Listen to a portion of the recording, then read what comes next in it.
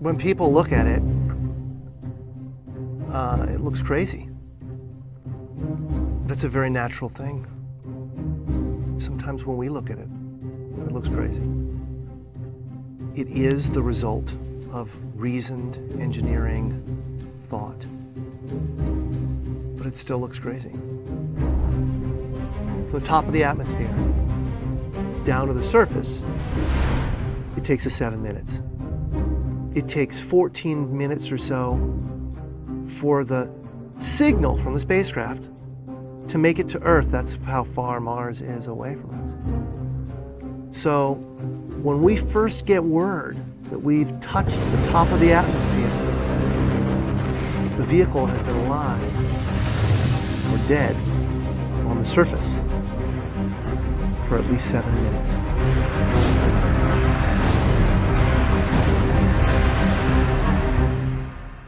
Entry, descent, and landing, also known as EDL, is referred to as the 7 minutes of terror because we've got literally 7 minutes to get from the top of the atmosphere to the surface of Mars, going from 13,000 miles an hour to 0 in perfect sequence, perfect choreography, perfect timing, and the computer has to do it all by itself with no help from the ground. If any one thing doesn't work just right, it's game over.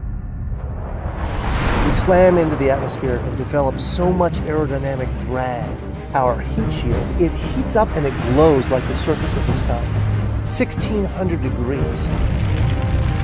During entry, the vehicle is not only slowing down violently through the atmosphere, but also we are guiding it like an airplane to be able to land in a very narrow, constrained space. This is one of the biggest challenges that we're facing, and one that we had never attempted on Mars. Mars is actually really hard to slow down because it has just enough atmosphere that you have to deal with it. Otherwise, it will destroy your spacecraft. On the other hand, it doesn't have enough atmosphere to finish the job. We're still going about 1,000 miles an hour. So at that point, we use a parachute. The parachute is the largest and strongest supersonic parachute that we've ever built to date. It has to be able to withstand 65,000 pounds of force, even though the parachute itself only weighs about 100 pounds.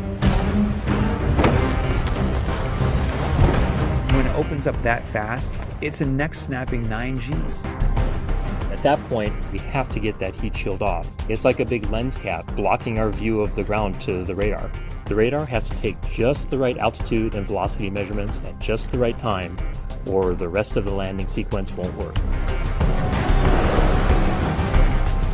This big, huge parachute that we've got, it'll only slow us down to about 200 miles an hour. And that's not slow enough to land. So we have no choice, but we've got to cut it off and then come down in rockets. Once we turn those rocket motors on, if we don't do something, we're just going to smack right back into the parachute. So the first thing we do is make this really radical divert maneuver. We fly off to the side. Diverting away from the parachute, killing our horizontal velocity and our vertical velocity, getting the rover moving straight up and down so it can look at the surface with its radar and see where we're going to land. And we head straight down to the bottom of a crater right beside a 6-kilometer high mountain. We can't get those rocket engines too close to the ground, because if we were to descend propulsively with our engines all the way to the ground, we would essentially create this massive dust cloud. That dust cloud could then go and land on the rover. It could damage mechanisms and it could damage instruments. So the way we solve that problem is by using the sky crane maneuver. 20 meters above the surface, we have to lower the rover below us on a tether that's 21 feet long and then gently deposit it on its wheels on the surface. As the rover touches down and is now on the ground, the descent stage is in a collision course with the rover. We must cut the bridle immediately and fly the descent stage to a safe distance from the rover.